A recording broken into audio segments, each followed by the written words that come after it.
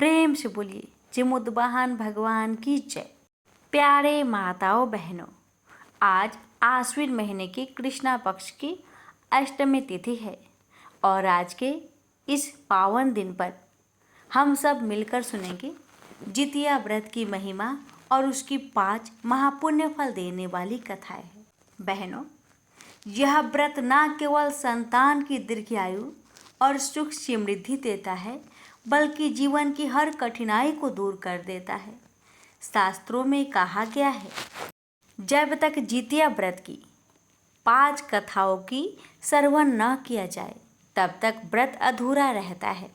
इसलिए आज हम उन 5 विशेष कथाओं का श्रवण करेंगे जो व्रत को पूर्ण करती है और साधक को अक्षय पुण्य, संतान की रक्षा और परम सुख का आशीर्वाद देती है। तो आइए श्रद्धा और विश्वास के साथ आरंभ करते हैं जितिया व्रत की पावन कथा। प्रेम से बोलिए जिमुद्वाहन भगवान की जय, जितिया माई की जय। हे जिमुद्वाहन भगवान, आपकी कथा कहने वाले और श्रद्धापूर्वक सुनने वाले सभी भक्तों की हर मन की इच्छा को पूर्ण करे। तो आइए श्रवण करते हैं जितिया व्रत की प्रथम कथा। और भक्तों, हर कथा के अंत में जिमुद्वाहन भगवान की जयकारा अवश्य लगाते जाए। तो आइए श्रवण करें जितिया व्रत की 5 कथा। प्रथम, बहुत समय पहले की बात है। एक बहुत बड़ा जंगल था जिसमें एक विशाल पाकर का वृक्ष था, जिसकी डालियां आकाश को छूती थी और जिसकी छाया तले अनगिनत जीव जंतु चैन की सांस लेते थे। उसी वृक्ष की ऊंची डाल पर एक चील ने अपना बसेरा बनाया हुआ था। वह चील बहुत ही साहसी, धैर्यवान और धर्मपरायण स्वभाव की थी। उसी वृक्ष के ठीक नीचे एक गुफा था। उस स्थान पर एक सियारिन रहती थी। उसका मन सरल था। भक्तों, वह सियारिन वह चील को अपनी सबसे प्यारी सहेली मानती थी। दोनों का आपसी प्रेम इतना गहरा था कि वे हर सुख दुख में एक दूसरे का साथ निभाती थी। इतना ही नहीं भक्तों, अब आगे देखिए क्या होता है। आगे ऐसा होता है कि एक दिन संयोगवश दोनों सहेलियों ने देखा कि गांव की बहुत सी महिलाएं स्नान करके स्वच्छ वस्त्र पहन सज धज कर किसी विशेष व्रत की तैयारी कर रही है। वे महिलाएं बड़ी ही श्रद्धा और उत्साह से भगवान जिमुद्वाहन की पूजा कर रही थी और उपवास का संकल्प ले रही थी। यह दृश्य देखकर चील और सियारिन के मन में जिज्ञासा जाग उठी कि आखिर ये स्त्रियां कौन सी व्रत कर रही है, ये व्रत से क्या होता है, इस व्रत से क्या मिलता है।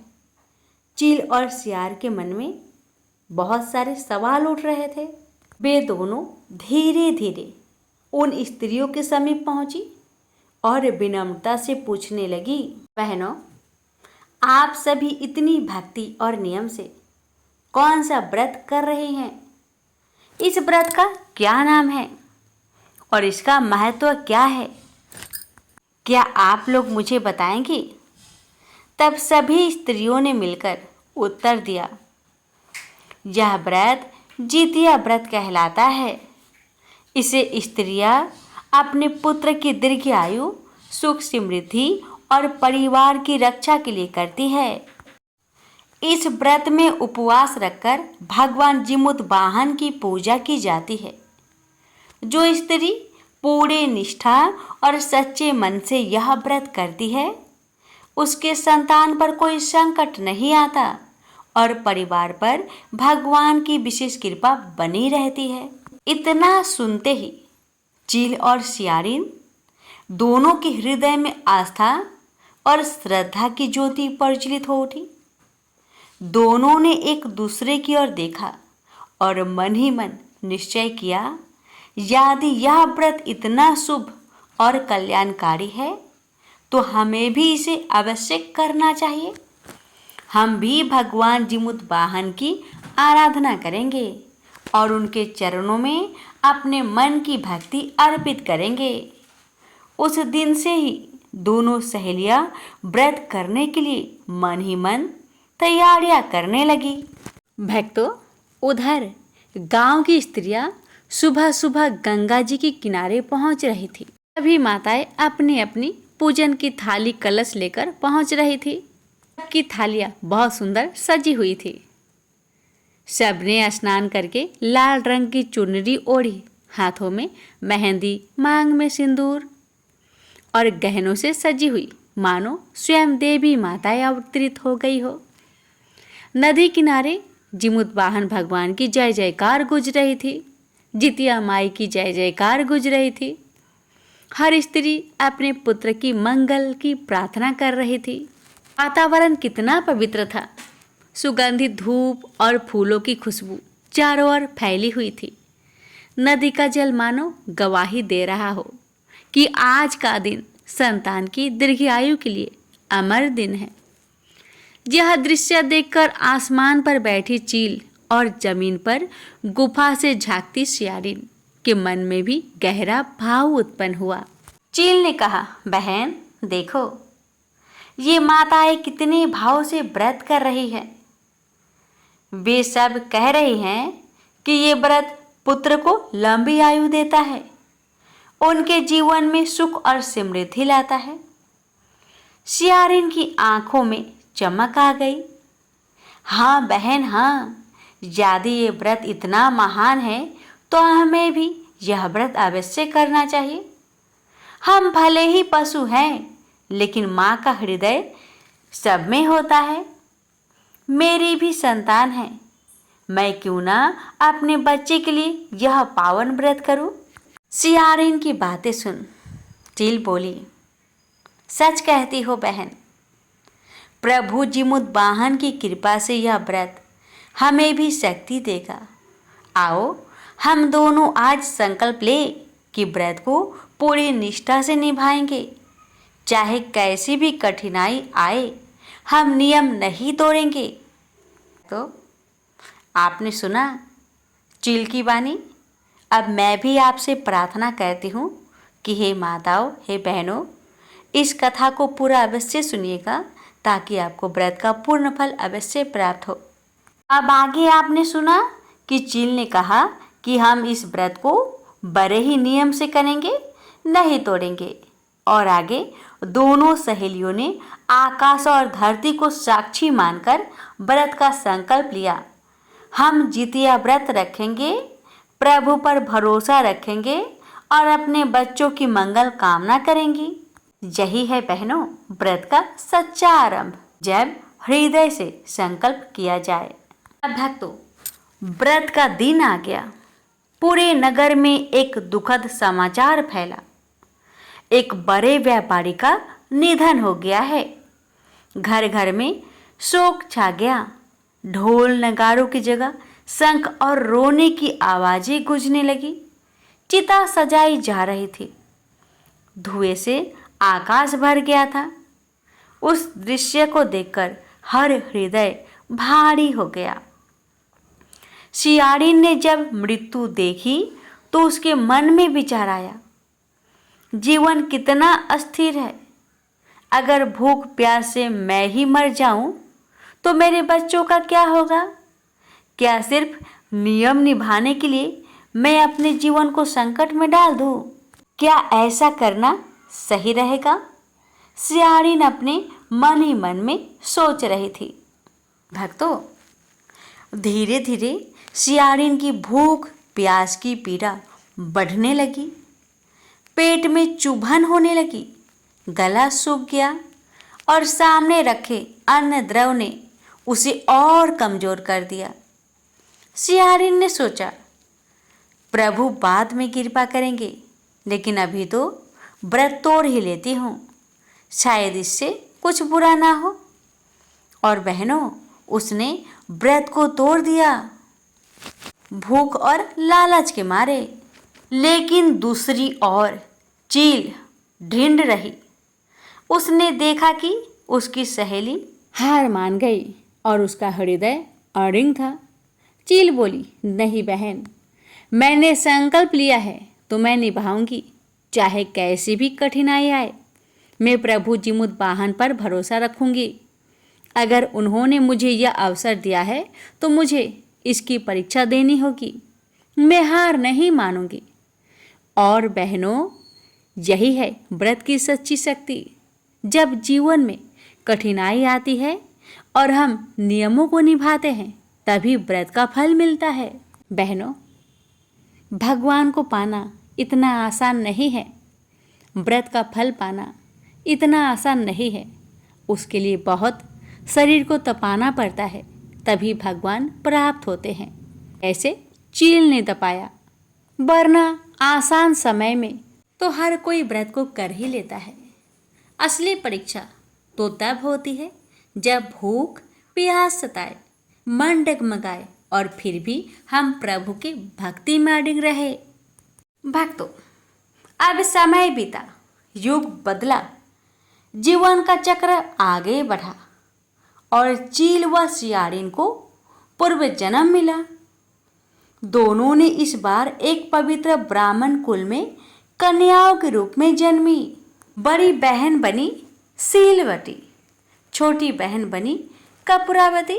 यानी बड़ी बहन का नाम था सीलवती और छोटी बहन का नाम रखा गया कपूरावती। दोनों में बचपन से ही भिन्नता स्पष्ट थी।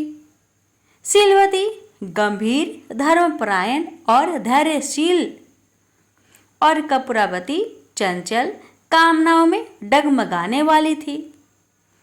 विवाह के समय सीलवती का विवाह हुआ बुद्धिमान और सदाचारी बुद्धिसेन से, और कपूरावती का विवाह हुआ राज वैभव से युक्त राजा मलाई केतु से।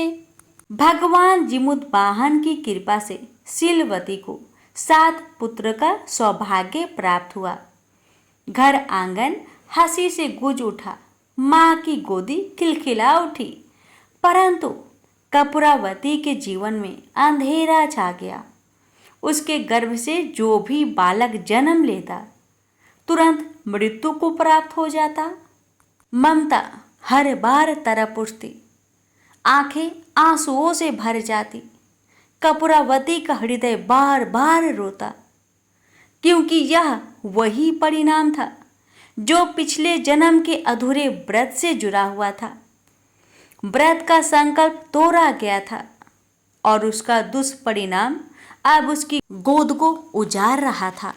इसी तरह समय बीतता गया। सीलवती के 7 पुत्र बड़े होकर राजा के दरबार में सेवा करने लगे। वे विद्वान, पराक्रमी और गुणी थे। उनकी ख्याति पूरे नगर में फैल गई। इधर कपूरावती का मन बार बार खिन्न होता। उसकी गोद सूनी थी, हृदय में ममता जल रही थी। धीरे धीरे वह ईर्ष्या में डूब गई। उसने सोचा, मेरे पास राजमहल का वैभव है, पर बहन सीलवती के पास तो 7 पुत्र हैं। वह कितनी भाग्यशाली है और मैं कितनी अभागन। ईर्ष्या जब मन पर हावी होती है तो इंसान विवेक खो बैठता है। कपूरावती ने अपने पति राजा मलाई केतु से कहा, महाराज, मेरे मन का संताप आप नहीं समझ सकते। मेरी बहन की गोद भरी है और मेरी गोद सूनी। यदि सचमुच मुझसे प्रेम करते हैं तो उसके 7 पुत्र को नष्ट कर दीजिए। भक्तों, राजा मलाई केतु ने पत्नी की आग्रह में आकर भयानक पाप किया। उसने सीलवती के 7 पुत्रों का वध करवा दिया। वध करवाने के बाद उनके कटे हुए सिर लाल वस्त्र में लपेटकर बर्तनों में रखा गया और उसे सीलवती के घर भेज दिया गया। उस दिन बुद्धिसेन के घर का वातावरण चारों ओर मातम, विलाप, आंसुओं की धारा। मां सीलवती की गोद उजड़ गई थी। शोक से व्याकुल सीलवती ने विलाप करते हुए आकाश की ओर देखा और पुकारा, हे जिमुतवाहन भगवान, आपने व्रत का संकल्प निभाने वालों की रक्षा का वचन दिया था। आज मेरी गोद उजड़ गई, मेरा हृदय चीख रहा है। कृपा कीजिए भगवान, कृपा कीजिए। भक्तिन की करुण पुकार सुनकर भगवान जिमुतवाहन स्वयं प्रकट हुए। उनका तेज ऐसा था कि पूरा घर अलौकिक हो उठा। भगवान जिमुतवाहन ने शीलवती के 7 पुत्र के कटे हुए धरों को लिया, मिट्टी से 7 सिर बनाए और अमृत की बूंदें छिड़क दी। क्षण भर में वे 7 पुत्र जीवित हो उठे। माँ की गोदी फिर से खिल उठी। पूरा घर आनंद और जय घोष से गूंज उठा और जो बर्तन में लाल वस्त्र में लिपटे सिर भेजे गए थे, भगवान की कृपा से वे सब सिर फल में बदल गए। एक तो आस्था जब अडिग हो, संकल्प जब दृढ़ हो, तो भगवान स्वयं आकर रक्षा करते हैं। परीक्षा चाहे कितनी भी कठिन क्यों न हो, भक्ति का फल कभी व्यर्थ नहीं जाता। तो जब मन ईर्ष्या से भर जाता है तो बुद्धि अंधी हो जाती है। कपूरावती ने भी ऐसा ही किया, पर जब वह अधीर होकर स्वयं बहन के घर पहुंची और देखा कि जिन 7 बेटों को उसने मरवाया था वे सब जीवित और हंसते खेलते खड़े हैं, तो वह अस्तबद्ध रह गई। उसका हृदय कांप उठा, आंखों से आंसू बहने लगे। वह रो रो कर सब स्वीकार करने लगी, हे बहना, ये पाप मैंने ईर्ष्या में किया है, मुझे क्षमा कर दो। तभी शीलवती को पिछले जन्म की बातें याद आ गई। दोनों बहनें उस पुराने पाकर के पेड़ के पास गए जहाँ से कथा की शुरुआत हुई थी। भक्तों, शीलवती ने कपूरावती को पिछले जन्म की सारी कहानी सुनाई और कपूरावती को भी पिछले जन्म की बातें याद आने लगी और बेचारी पछतावे से इतना व्याकुल हुई कि उसका शरीर कांपने लगा। वह बेहोश होकर वहीं प्राण त्याग बैठी। राजा मलय केतु ने उसी पेड़ के नीचे उसकी चिता सजवाई और इस तरह ईर्ष्या से भरा जीवन पश्चाताप की अग्नि में ही समाप्त हो गई। तो प्रेम से बोलिए, जिमुतवाहन भगवान की जय।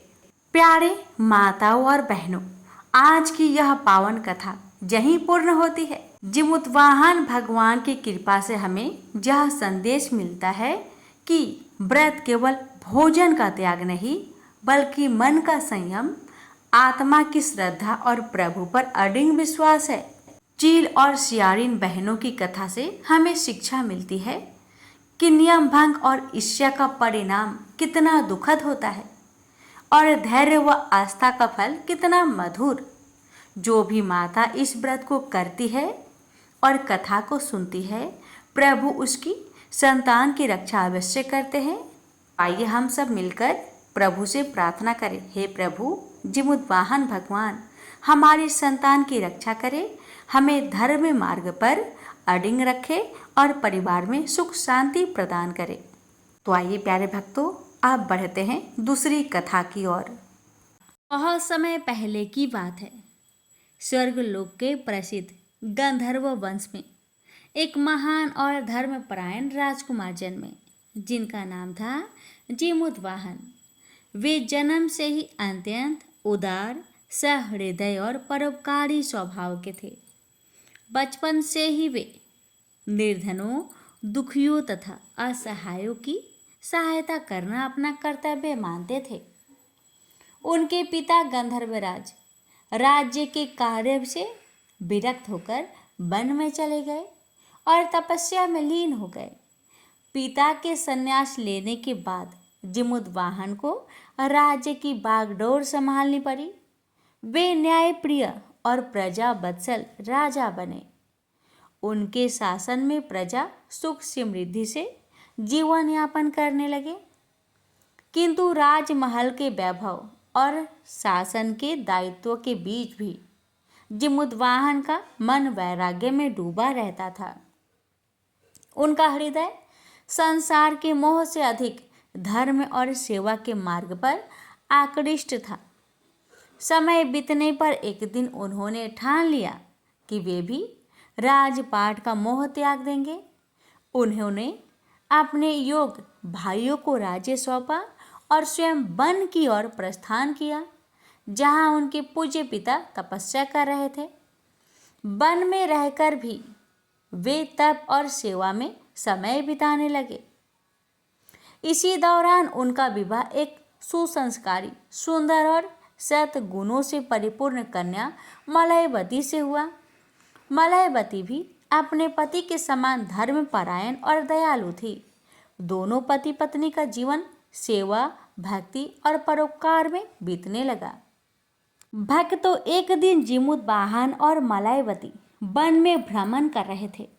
चारों ओर हरे भरे वृक्ष, मंद मंद बहती शीतल पावन और पंछियों का मधुर करवल वातावरण को सुखद बना रहा था। लेकिन अचानक उनकी दृष्टि एक वृद्ध पर पड़ी, जो एक वृक्ष के नीचे बैठी थी। उसका चेहरा पीला पड़ चुका था, आंखों में आंसुओं की धारा बह रही थी और पूरा शरीर भय से कांप रहा था। जिमुतवाहन का हृदय करुणा से भर उठा। वे तुरंत उसके पास पहुंचे और कोमल स्वर में बोले, माता, आप इतनी व्याकुल और भयभीत क्यों हैं? आपको किस बात का दुख है? वृद्ध ने कांपते हुए स्वर में उत्तर दिया, पुत्र, मैं नागवंश से हूँ। बहुत समय पहले हमारे पूर्वजों ने पक्षीराज गरुड़ को एक वचन दिया था कि प्रतिदिन हमारे वंश का एक नाग उसके पास भोजन के रूप में जाएगा, ताकि वे अपनी भूख मिटा सके। यह प्रतिज्ञा हमारे लिए एक श्राप बन चुकी है। आज उस दुर्भाग्यपूर्ण क्रम में मेरे एकमात्र पुत्र शंखचूड़ की बारी है। वह आज गरुड़ का आहार बनेगा। यही सोचकर मेरा हृदय फटा जा रहा है। मैं माँ हूँ, अपने पुत्र को मृत्यु के मुंह में जाते नहीं देख सकती।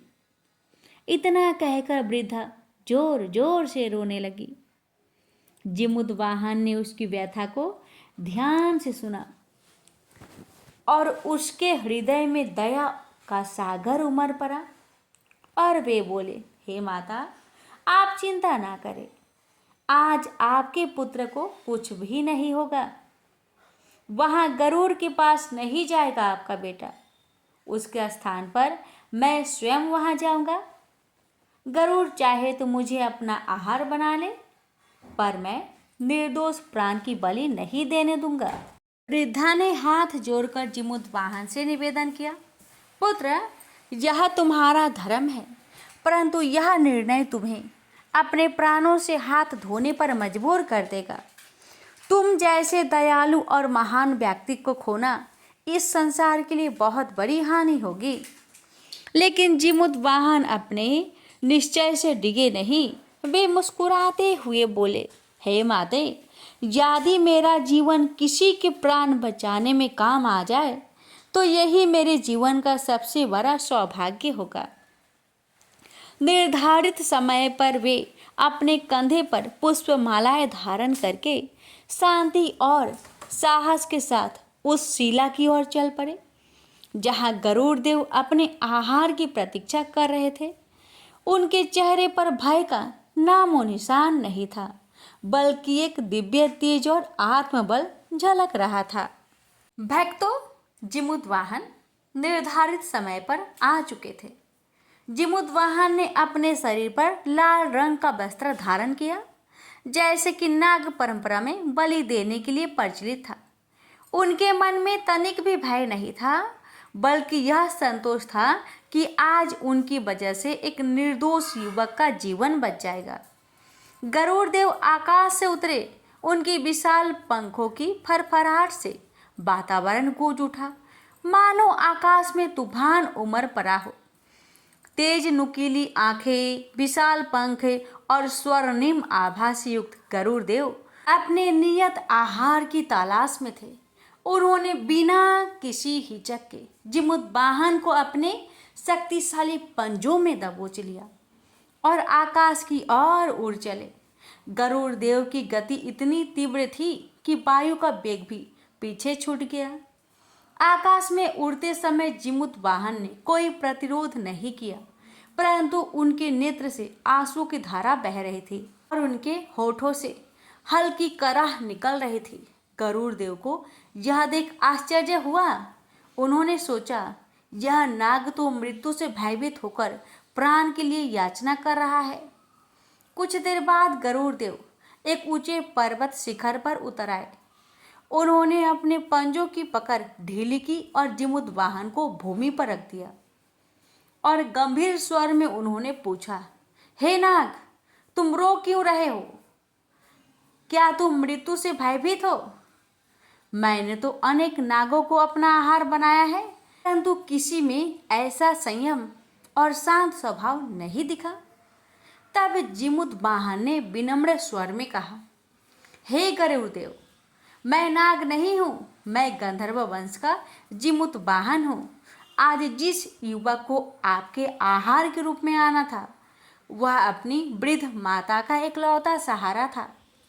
उसकी करुणा देखकर मैंने निश्चय किया कि उसके स्थान पर मैं स्वयं आपके समक्ष उपस्थित हो जाऊं, और मेरे रोने का कारण मृत्यु का भय नहीं था, बल्कि यह था कि मैं आपके आहार के रूप में असली नाग नहीं, बल्कि एक छल था।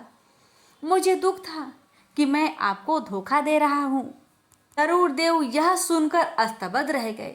उनके हृदय में जिमुतवाहन की दया, सत्यनिष्ठा और त्याग के प्रति गहरी श्रद्धा उमड़ आई। उनकी आंखों में करुणा छलक पड़ी और उन्होंने कहा, हे महान आत्मा, आज से तुम मेरे मित्र हो। तुम्हारे त्याग और धर्म पालन के सामने में नतमस्तक होता हूँ।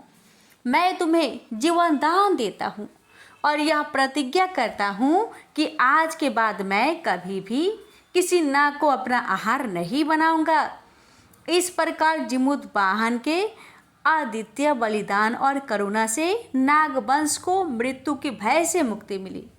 यह घटना इतनी पवित्र और प्रेरणादायी थी कि तभी से आश्विन मास के कृष्ण पक्ष की अष्टमी तिथि को जिमुतवाहन की पूजा की परंपरा आरंभ हुई। इसी दिन माताएं जीवित पुत्री का व्रत करती है, निर्जला उपवास रखकर अपने पुत्र की दीर्घ आयु और सुख समृद्धि के लिए प्रार्थना करती है। तो प्रेम से बोलिए जिमुतवाहन भगवान की जय, गरुड़ देव की जय। तो भक्तों, इस प्रकार जीवित पुत्री का व्रत कथा हमें यह शिक्षा देती है कि सच्चा धर्म, करुणा और त्याग ही मानव जीवन का सबसे बड़ा आभूषण है। जैसे जिमुतवाहन ने एक माँ के पुत्र की रक्षा के लिए अपने प्राणों को भी अर्पित करने में संकोच नहीं किया, वैसे ही हमें भी सदैव दूसरों की रक्षा और सहायता के लिए तत्पर रहना चाहिए। माता जिमुतवाहन के आशीर्वाद से सभी के पुत्र दीर्घायु, स्वस्थ और सुखी हो, यही मंगल कामना के साथ कथा का समापन करती हूँ। जय जीवित पुत्रिका माता की जय, जिमुतवाहन भगवान की जय। अब सुनिए तीसरी, चौथी और पांचवी कथा। दो बहनें थी जिसका नाम था चूलिया और सियरिया। चूलिया बहुत मेहनती थी और गरीब भी थी। वह मजदूरी करके अपने बच्चों को पालती थी, लेकिन सियरिया गलत आचरण वाली थी, जो हमेशा मौज और ऐश करती थी और चूलिया से जलती भी थी। हर वक्त सियरिया यही सोचती थी कि चूलिया इतना खुश कैसे रहती है। चूलिया की हंसी खुशी सियरिया से सहन नहीं हो पाती थी, जिसके कारण सियरिया चूलिया के संतानों को सताने की कई प्रयास कर चुकी थी और कई बार चूलिया के बच्चों को खत्म करने की कोशिश भी कर चुकी थी, किंतु चूलिया के तपस्या और व्रत के कारण उसके बच्चे हमेशा सुरक्षित बच जाया करते थे।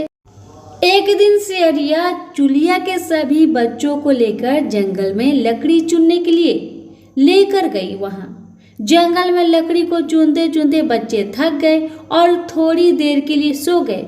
बच्चों को सोते देख सियरिया ने सभी बच्चों का सिर काट दिया और टोकरी में रखकर वापस घर आ गई और चूलिया को वह टोकरी भेज में दे दी और कहा कि दीदी, मैं जंगल से आपके लिए नारियल लाई हूँ, बच्चों को खिला देना। चूलिया ने उस टोकरी को उठाकर देखा नहीं और किनारे में रख दिया और अपने बच्चों की प्रतीक्षा करने में लग गई। जब शाम से रात हो गई और बच्चे वापस नहीं आए तो वह बहुत परेशान हो गई और बड़े ही करुण स्वर में जोर जोर से रोने लग गई। करुणा भरी स्वर को सुन शंकर पार्वती जी से रहा नहीं किया और उन्होंने महादेव जी से कहा कि हे प्रभु, कोई दुखियारी बहुत रो रही है, उसके रोने में बहुत दर्द छुपा है, मुझसे बर्दाश्त नहीं हो पा रहा, हमें चलकर देखना चाहिए कि कौन रो रहा है और क्यों रो रहा है। तब इस बात पर महादेव जी ने कहा कि यह मृत्यु लोक है और यहाँ पर यही सारी साधारण सी बात है, लेकिन पार्वती के हठ के कारण महादेव उनके सामने झुक गए और चूलिया के पास जाकर उसके रोने के कारण पूछने लगे। महादेव जी की पूछने पर चूलिया ने अपने रोने का कारण विस्तार से बता दिया। शंकर जी ने जब ध्यान लगाया तो उन्होंने चूलिया के बच्चों को जंगल में मृत पाया, जिसके बाद शंकर जी ने पार्वती जी को अनुरोध किया और बच्चों को पुनर्जीवित कर दिया। बच्चे नींद से उठकर मौसी को ढूंढ रहे थे, किंतु मौसी वहां नहीं थी। बच्चे डरकर घर आ गए और मौसी के सारे कार्य माँ के सामने बता दिए। यह सब सुनकर चूलिया सियारिन के पास जाकर लड़ने लगी कि तुम मेरे बच्चे को जंगल में क्यों अकेला छोड़कर आई। दोनों बहनें में लड़ाई शुरू हो गई और यह लड़ाई 7 दिन 7 रात तक चल रही, जिसके बाद दोनों ने उस जंगल में एक तपस्वी को घटना सुनाई। घटना को सुनने के बाद तपस्वी ने दोनों को आदेश दिया कि तुम दोनों जाकर पास में खेल रहे बच्चों को बाल से पकड़कर घसीटते हुए मेरे पास लेकर आओ, उसके बाद मैं निर्णय करूंगा।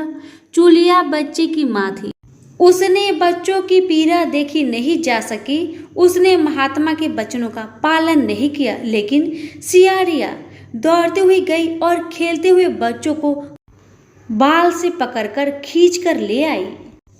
जिसके बाद तपस्वी ने सियारिया को यह श्राप दिया कि हर जन्म में इसी प्रकार तू सदैव जलती रहेगी और दुखी होती रहेगी। जो महिला किसी बच्चे की पीड़ा और माँ की ममता को नहीं जानती, वो जीवन भर धरती पर दुख भोगने के अलावा और कुछ नहीं कर पाएगी। प्रेम से बोले जीवत भगवान की जय। अब सुनिए चौथी कथा। 2 बहनें थी, एक का नाम था सुखिया और दूसरी का नाम था दुखिया। दोनों का भाग्य उनके नाम जैसा ही था। दुखिया गरीब थी और बहुत दुखी रहती थी। सुखिया अमीर थी और हमेशा सुखी रहती थी। दोनों एक ही गांव में रहती थी। दुखिया सुखिया के घर में काम करती थी, साफ सफाई करती थी, खाना बनाती थी और जो खाना बच जाता था वह खाना सुखिया दुखिया को दे देती थी। इसी तरह दुखिया का घर चलता था। समय बीतता गया, दोनों को बच्चे थे। सुखिया को 2 पुत्र थे और दुखिया को भी 2 पुत्र थे। जब जितिया का व्रत आया तो दोनों बहन जितिया का व्रत रखती थी। दुखिया सुखिया के घर में काम करती थी। व्रत के दिन दुखिया ने सुखिया के घर में जो चावल फटका, उससे जो खुर्दी निकला वह अपने लिए रख ली और साफ चावल सुखिया को दे दी। फिर साग चुनी। साग चुनने का मतलब पत्तियों को डंडल से अलग करना। बढ़िया वाला साग सुखिया के लिए रख दी और जो डंडल था वह अपने लिए रखी। अब दुखिया ने सुखिया का घर सारा खाना बना दिया और अपने घर चावल की खुर्दी और साग की डंडल लेकर गई। बनाने के लिए खुर्दी का चावल और साग की डंडल बनाकर वह खाना अपने बच्चों को खिलाई और खुद भी खाई। उसके बाद दुखिया सोने चली गई। आधी रात में एक बूढ़ी औरत उसके घर पर आकर दरवाजा खटखटाती है तो दुखिया पूछती है कौन है। तब बूढ़ी बोलती है बेटा हम हैं। दुखिया ने उठकर फटाक खोला और पूछती है अम्मा आपको क्या चाहिए, इतनी रात में आप यहाँ किस लिए आई हो। बूढ़ी बोलती है बेटा मुझे बहुत भूख लगी है, कुछ खाने को दे दो। दुखिया उसे घर के अंदर ले आती है और कहती है, हम लोग बहुत गरीब है, आज मैंने खुर्दी का चावल और साग की डंडल बनाया है, क्या आप खाएंगी? तो बूढ़ी कहती है, हाँ क्यों नहीं खाएंगे, हमें बहुत भूख लगी है, हम वही खाएंगे। दुखिया अंदर जाकर खुर्दी चावल और साग की डंडल लाती है और बूढ़ी को देती है। खाने के लिए बूढ़ी खाना खाने के बाद कहती है कि मुझे अच्छे से कुछ दिखाई नहीं देता, इतनी रात के अंधेरे में मैं अपने घर कैसे जाऊंगी? तो दुखिया कहती है, कोई बात नहीं, आप यहीं पर सो जाइए, सुबह अपने घर चले जाना। तो बूढ़ी दुखिया के घर में ही सो जाती है। फिर थोड़ी देर बाद उठकर बूढ़ी बोलती है, बेटा मुझे पैखाना लगी है, कहाँ करूँ? तो दुखिया कहती है, मेरे घर में बाथरूम नहीं है, इसलिए आप उधर कोने में कर लीजिए। बूढ़ी पूछती है कि बेटा भर भर करे या छर छर करे? दुखिया नींद में थी तो कहती है, माता जी भर भर कर दो, मैं सुबह साफ कर दूंगी। फिर थोड़ी देर बाद बूढ़ी पूछती है कि बेटा मैं अपने हाथ कहाँ साफ करूं? तो दुखिया कहती है, आप मेरे सर में अपने हाथ को साफ कर लीजिए। जब सुबह होती है तो दुखिया को यह सब सपने जैसा लगता है कि सोते समय मुझे कोई सपना आया होगा। वह ज्यादा कुछ नहीं सोचती और नदी में नहाने के लिए चली जाती है। जब वह नदी में नहाती है और अपने बाल धोती है तो उसके बालों से होते हुए जो पानी बहता है वह सोने का पानी होता है। आसपास की सभी महिलाएं यह देखकर चकित हो जाती है और कहती है कि तुम्हारे बालों से तो सोने का पानी गिर रहा है, क्या बात है? फिर उसे रात की सारी बात याद आती है। वह दौड़कर अपने घर की ओर भागती है, यह सोचकर कि उसका घर पैखाना से गंदा हुआ होगा, पहले उसको साफ करना होगा। जब वह अपने घर जाती है तो देखती है कि घर के हर कोने में ढेर सारा सोना बिखरा पड़ा है। यह सब देखकर दुखिया बहुत खुश हो जाती है और सोचती है कि जीतमान बाबा की कृपा है, यह सब तो माता का रूप धारण करके मेरे घर आए और मुझे इतना आशीर्वाद दिए। अब दुखिया अमीर हो जाती है और सुखिया के घर जाकर काम करना बंद कर देती है। दुखिया जब अपना व्रत पूरा करती है तो अपने पुत्र से कहती है कि जाओ मौसी के घर से तराजू लेकर आओ, यह नापने के लिए कि यह सोना कितना है। बच्चा बहुत खुशी से सुखिया मौसी के घर जाता है और तराजू मांगता है। तो सुखिया पूछती है कि तराजू पर क्या नापना है? तो बच्चा बोलता है, मेरे घर में बहुत ढेर सारा सोना है, उसी को मम्मी नापेगी। सुखिया कहती है, खाने के लिए तुम्हारे पास कुछ भी नहीं है और सोना नापोगे, मुझसे झूठ कहते हो। तो बच्चा कहता है, नहीं मैं झूठ नहीं बोल रहा हूँ। सुखिया सोचती है, जब तराजू मांगा है तो कुछ ना कुछ तो जरूर नापना होगा, इसलिए वह तराजू के पीछे गोंद लगा देती है कि जो भी नापेगा वह थोड़ा सा इसमें चिपक जाएगा।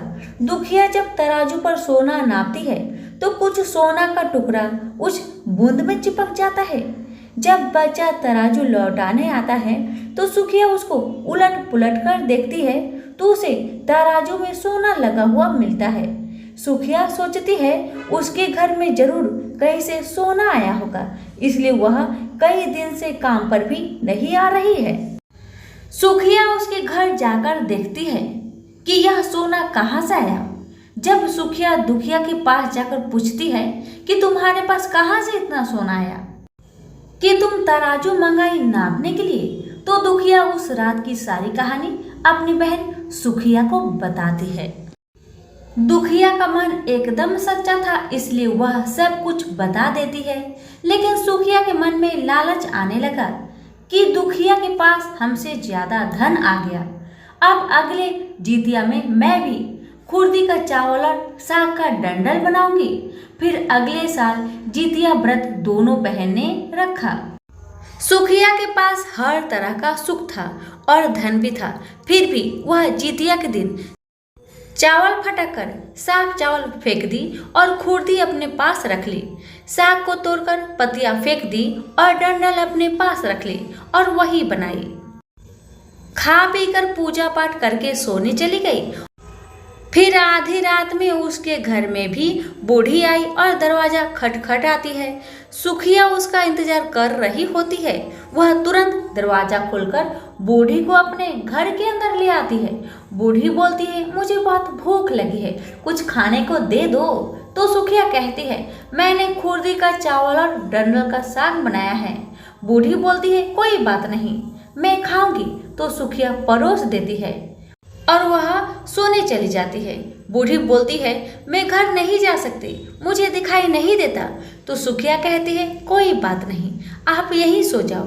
थोड़ी देर बाद बूढ़ी फिर बोलती है कि मुझे पैखाना लगी है, कहाँ करूँ? तो सुखिया कहती है, वही कोने में कर लीजिए। फिर थोड़ी देर बाद बूढ़ी पूछती है कि भर भर करे या छड़। इस समय सुखिया को याद नहीं आता कि दुखिया ने क्या बोला था। तो सुखिया बोली, माँ छड़ कर दीजिए। फिर बूढ़ी पूछती है कि बेटा मैं अपना हाथ कहाँ साफ करूँ? सुखिया कहती है, मेरे सर में साफ कर दीजिए। बूढ़ी अपना हाथ सुखिया के सर में साफ कर देती है। जब सुखिया सुबह उठती है तो उसका पूरा घर गंदगी से भरा पड़ा होता है और उसके बाल में भी बहुत गंदगी लगी होती है। यह सब देखकर सुखिया बहुत दुखी हो जाती है और उसे बहुत गुस्सा भी आता है। वह अपनी बहन दुखिया को बुलाती है और उसको गुस्सा करती है कि तुमने हमसे झूठ कहा और मेरा पूरा घर गंदा करवा दिया। तो दुखिया पूछती है कि तुमने क्या कहा था, भर भर या छड़? तो सुखिया कहती है, मैं तो छड़ बोली। तो दुखिया कहती है, यहीं पर तो तुमने गलती करी और तुम्हारे पास तो सब कुछ था, किसी चीज की कमी नहीं थी, फिर भी तुमने लालच किया। मेरे पास तो कुछ भी नहीं था, तुम्हारे पास तो सब कुछ था। तुम्हारे घर जीतमन बाबा भेष बदल कर आए, लेकिन फिर भी तुमने उन्हें अच्छा खाना नहीं परोसा। मेरे पास तो कुछ भी नहीं था, इसलिए मैंने उन्हें खुर्दी का चावल और साग का डंडल परोसा था। तुमने अपने घर आए भगवान का अपमान किया। सब कुछ रहते हुए भी तुमने साग और भात खिलाया। तुम्हारे पास सब कुछ होते हुए भी तुम्हें लालच करना नहीं चाहिए, इसलिए तुम्हारे साथ बुरा हुआ। जितिया का व्रत लालच से नहीं, श्रद्धा और विश्वास से कीजिए। प्रेम से बोलिए ज्योत भगवान की जय। जितिया व्रत की पारण कथा। इस कथा को पारण करने से पहले जरूर श्रवण करें, क्योंकि इस कथा में बहुत बड़ी जानकारी है जिसे हर माताएं नहीं जानती। शायद आप भी ना जानती हो, इसलिए कथा को पूरा जरूर श्रवण करें। और जितनी भी माताएं जितिया का व्रत कर रही हैं, उन सभी के पास शेयर करें, ताकि उन्हें भी यह महत्वपूर्ण जानकारी प्राप्त हो। कहते हैं ना, कर भला तो हो भला। इसलिए वीडियो को सभी के पास शेयर करें। ज्योत भगवान की कृपा आप पर, आपके संतान पर, हम पर, हमारे और आपके पूरे परिवार पर सदा बनी रहे। तो प्रेम से बोलिए ज्योत भगवान की जय। तो चलिए माताओं और बहनों, हाथों को जोड़िए, ज्योत भगवान का ध्यान धरिए और इस कथा का श्रवण कीजिए। कथा इस प्रकार है कि बहुत समय पहले की बात है। किसी गांव में एक गरीब पति पत्नी रहते थे, जिनका अभी नया नया विवाह हुआ था। शादी के 2 साल बाद पत्नी गर्भवती हो जाती है और ठीक 9 महीने बाद उसने एक सुंदर पुत्र को जन्म दिया। दिन इसी तरह से बीतने लगे। उस बच्चा का नाम था रामू। जब रामू 5 वर्ष का होता है तो अचानक उसका पिता का मृत्यु हो जाता है। अब जैसे ही रामू का पिता का मृत्यु होता है, वैसे ही रामू की माँ का दुनिया उजड़ गई। उसके ऊपर दुखों का पहाड़ टूट पड़ा। दिन ऐसे ही कष्ट से बीतते गए। घर में तो एक अन्न का दाना भी नहीं था। माँ बहुत दुखी थी। माँ ने सोचा, चलो रामू के पापा नहीं है तो मैं अपने बच्चे के लिए जीऊंगी। मैं अपने बच्चे को अच्छे से पालन पोषण करके बहुत बड़ा इंसान बनाऊंगी। ऐसा ही विचार करके रामू की माँ घर के द्वार पर बैठी थी। तभी एक पड़ोसन आकर कहने लगी, रामू की माँ, 2 दिन बाद जितिया का व्रत आ रहा है, तुम भी करना।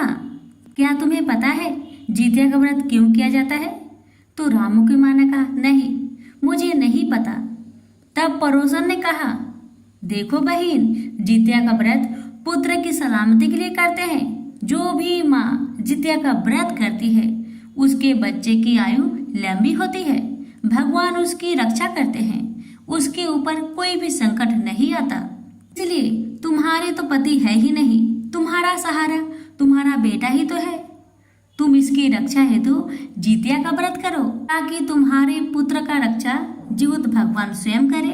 तब रामू की माँ ने कहा, हाँ बहन, आपने बहुत अच्छा बात बताया है, आपको बहुत बहुत धन्यवाद। मैं जितिया का व्रत जरूर करूंगी, बस आप मुझे जितिया का व्रत का नियम बतला दीजिएगा। लेकिन दुख इस बात का है कि मेरे पास पैसे नहीं है। मैं जितिया का व्रत करूंगी तो कैसे करूं? मुझे बताओ बहन। तो पड़ोसन ने कहा, जितिया का व्रत करने में ज्यादा खर्चा नहीं होता है। तुम एक काम करना बहन, गांव के सभी घरों में जाकर कुछ कुछ काम कर दिया करना। उसी के बदले में गांव वाले तुम्हें कुछ कुछ दे दिया करेंगे या फिर कुछ पैसे दे दिया करेंगे। उसी पैसे से तुम जितिया का व्रत करना। तब रामू की माँ ने कहा, हाँ बहन, आप तो अच्छी बात कही। मैं जरूर लोगों के घर में जाऊंगी और कामकाज करूंगी और जो पैसे मिलेंगे मैं उससे ही जितिया का व्रत करूंगी। अब जैसे ही अगली सुबह आती है वैसे ही पड़ोसन रामू की माँ के घर में आती है और कहती है, ओ बहन बहन चलो, मैं तुम्हें लोगों के घर में काम दिलवा देती हूँ। तब रामू की माँ ने हाथ जोड़कर बहन को बहुत बहुत धन्यवाद किया और अपने बच्चे रामू को घर पे सुला के वह पड़ोसन के साथ उस गांव में चली गई। पड़ोसन के मदद के जरिए रामू की माँ को कुछ घरों में काम मिल गया। रामू की माँ सुबह से लेकर शाम तक दिन भर सभी लोगों के घर में काम की। सभी लोग उसे 1-1 रुपया करके दिए तो रामू की माँ के पास 5 रुपया जमा हो गया। वही 5 रुपया लेकर रामू की माँ अपने घर को आई और उसी 5 रुपया से रामू की माँ जितिया का धागा बाजार जाकर खरीद कर लाती है। अब अगले दिन था नहाए खाए का दिन। तो रामू की माँ सबसे पहले सुबह में उठकर घर की साफ सफाई करके स्नान करके जो उसके घर में थोड़ा बहुत बचा हुआ भोजन था उसे अपने बेटे को खिलाकर बाहर काम पे चली जाती है और सभी लोगों के घर में कामकाज करती है और उनसे कुछ पैसा मांगती है। तो कोई उसे पैसा नहीं देते हैं, कोई उसे काम के बदले में चावल का खुदी देता है तो कोई उसे मरुआ का चोकर देता है। बेचारी दुखी मन से वही चावल का खुदी और मरुआ का चोकर लेकर अपने घर को आती है। उसे पड़ोसन ने बताया था कि नहाए खाए के दिन स्नान करके पहले मरुआ का रोटी से मुंह जूठा करना चाहिए। जूठा करने का मतलब ये हुआ कि नहाए खाए के दिन स्नान करके पहले मरुआ का रोटी खाया जाता है और उसके बाद आप चाहे जो भी भोजन कर ले। ऐसा नहीं कि जो नहाए खाए के दिन आपको लहसुन प्याज भी नहीं खाना चाहिए, ऐसा नहीं है। हमारे यहाँ बिहार में सभी लोग नहाए खाए के दिन लहसुन प्याज डालकर ही भोजन पकाते हैं, क्योंकि आपको तो पता ही है कि बहुत सारे लोग हैं जो जितिया व्रत के दिन जीवित भगवान को मछली देते हैं। इसलिए ऐसा नहीं कि नहाए खाए के दिन आपको लहसुन प्याज छोड़ना पड़ता है, ऐसा बिल्कुल नहीं है। मैं भी जितिया का व्रत करती हूँ, मैं भी नहाए खाए के दिन लहसुन प्याज वाला भोजन ही करती हूँ। आप भी कर सकते हैं, इसमें कोई दिक्कत नहीं है। तो रामू की माँ खुदी वाला चावल और मरुआ के आटा का चोकर लेकर अपने घर को आई और वही चोकर का 2 छोटी छोटी रोटी बनाती है। एक स्वयं खाती है और दूसरा अपने बेटे रामू को खिलाती है और जो चावल था उसे रात के लिए रख देती है, क्योंकि जीवित भगवान को भी तो भोजन बना के देना पड़ेगा ना। इसीलिए वह खुदी की चावल को अच्छे से रख देती है और शाम होने से पहले ही पड़ोस में जाकर झिंगुनी के 2 अच्छे अच्छे पत्ते तोड़ कर लाती है, क्योंकि जीवित भगवान को भोजन तो झिंगुनी के पत्ते पर ही दिया जाता है। जैसे पड़ोसन ने बताया था रामू की माँ ने वैसा ही किया। जैसे रात हुआ रामू की माँ ने वही खुदी वाला चावल पकाया, उसमें से थोड़ा सा चावल जीवित भगवान के लिए निकालकर अलग कटोरे में रख दी और जो बचा चावल उसमें से थोड़ा अपने बेटे को खिलाई, थोड़ा खुद खाई और थोड़ा चावल को बचा दी सुबह के लिए। तो चावल सुबह के लिए रखी थी, उसमें पानी डालकर रामू की माँ उसको रख देती है ताकि चावल नष्ट ना हो।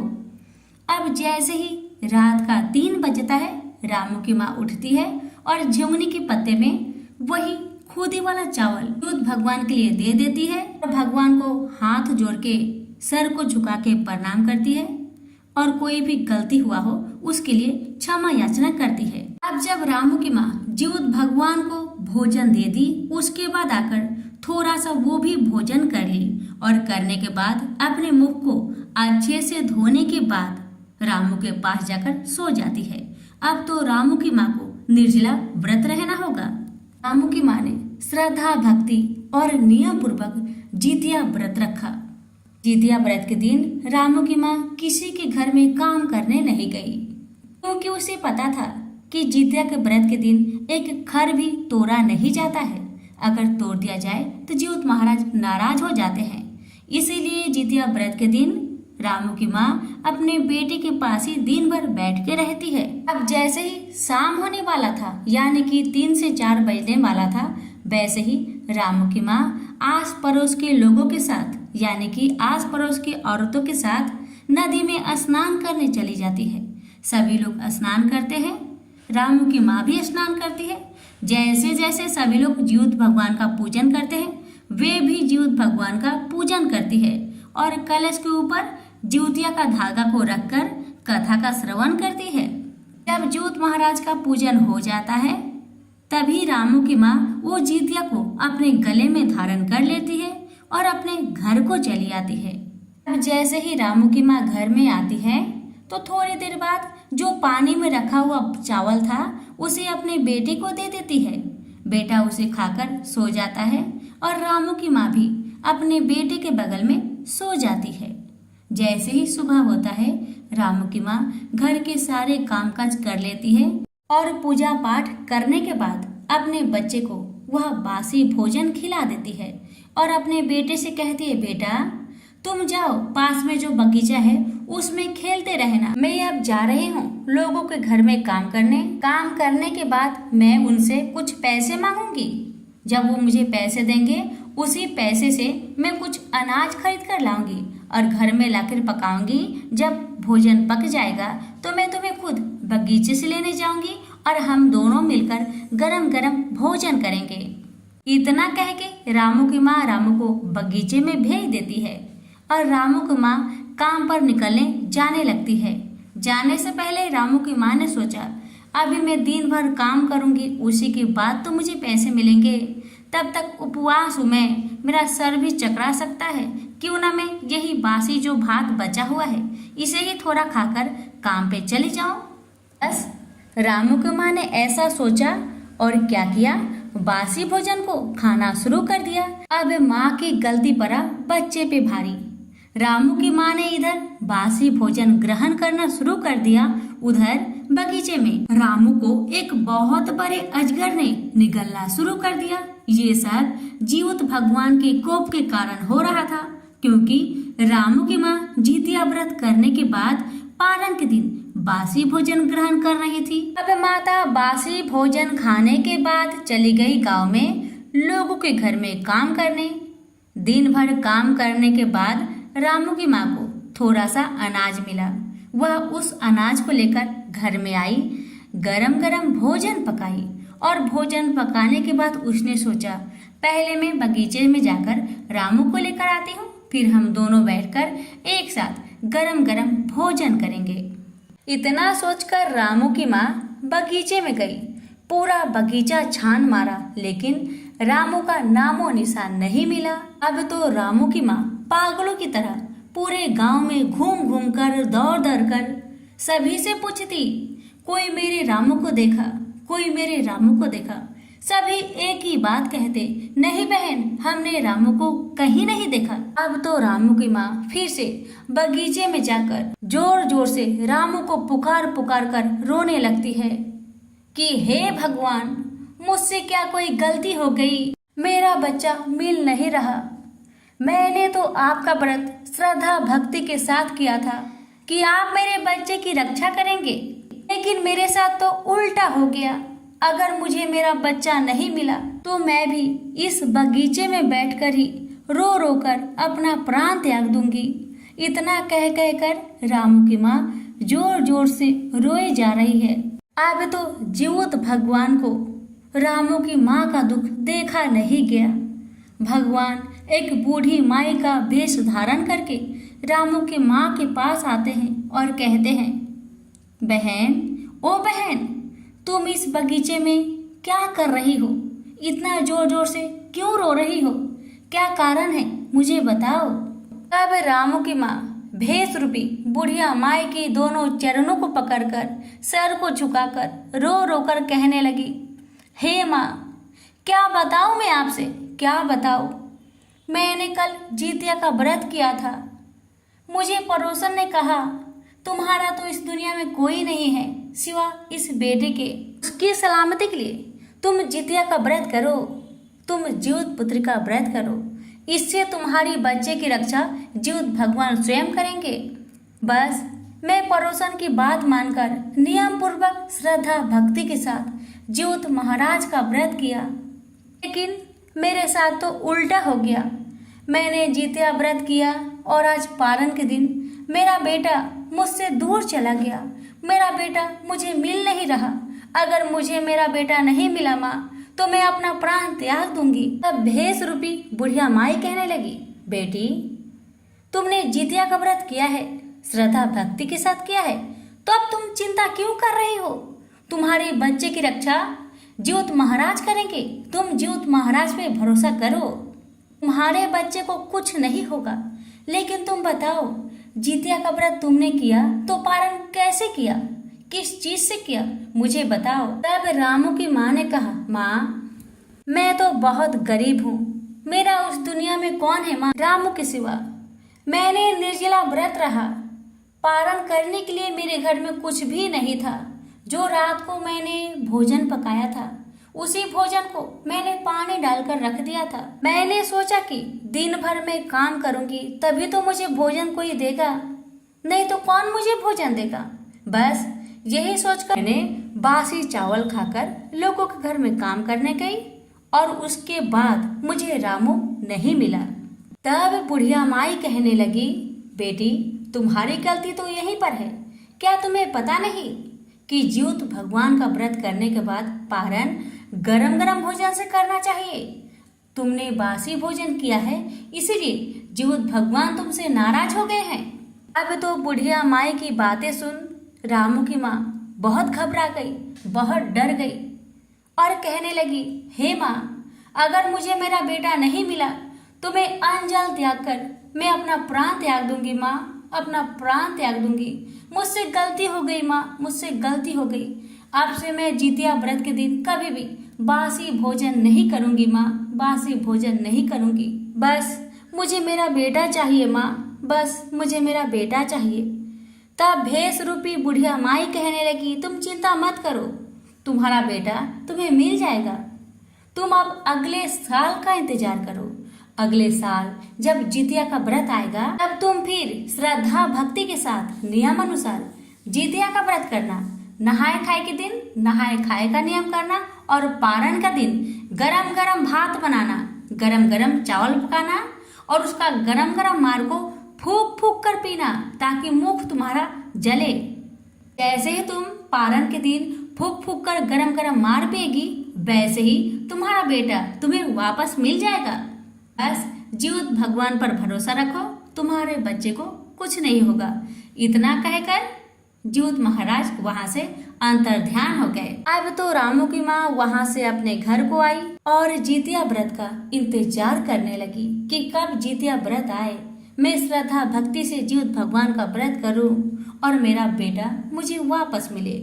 रामू की माँ ने मन में ठान लिया था कि जितिया का व्रत नियम पूर्वक करेगी और गरम गरम भोजन बनाकर पारण करेगी। अब दिन इसी तरह बीतने लगा और अगले साल का जितिया व्रत भी आ गया। तो रामू की माँ ने नियम पूर्वक नहाए खाए का दिन नहाए खाए का नियम किया और दूसरे दिन निर्जला व्रत रही और तीसरे दिन यानी कि पारण के दिन रामू की माँ ने बुढ़िया माई के बताए अनुसार उसने गरम गरम चावल बनाकर गरम गरम मार को फूक फूक कर पीना शुरू कर दिया। जैसे जैसे रामू की माँ मार को फूक फूक कर पी रही है, वैसे वैसे रामू को अजगर उगलते जा रहा है। अब जैसे ही अजगर रामू को उगल दिया, वैसे ही जीउत महाराज बुढ़िया माई के रूप धारण करके रामू को लेकर रामू की माँ के घर पे छोड़कर वहाँ से अंतर ध्यान हो जाते हैं।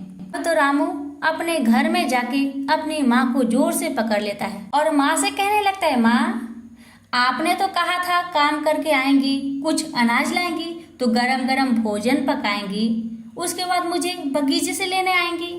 आप तो आई नहीं माँ, आप तो भूल गई। मैं कब से आपका इंतजार कर रहा था माँ। माँ ने रामू की बातें सुनकर रामू को जोर से अपने बाहों में पकड़ लिया और जोर जोर से रोने लगी और जीउत भगवान का जय जयकार करने लगी और कहने लगी, हे जीउत महाराज, आपका महिमा अपार है। हे भगवान, मुझसे जो भी गलती हुआ उसे क्षमा करे। आपसे मैं दुनिया भर में ये प्रचार कर दूं कि जितने भी माताएं जितिया का व्रत करती है वो सभी गरम गरम भोजन से पालन करें। हे जीउत महाराज, जैसे आपने रामू की रक्षा की, वैसे सभी की लाल की रक्षा करना, सभी के परिवार की रक्षा करना। जिसके पुत्र है उसे सलामत रखना, जिसके पुत्र ना हो उसे पुत्र देना। तो सभी मिलकर बोलिए, जीउत भगवान की जय। कथा को लाइक शेयर जरूर करें। आप सभी की मनोकामना को जीउत भगवान पूरा करेंगे। धन्यवाद।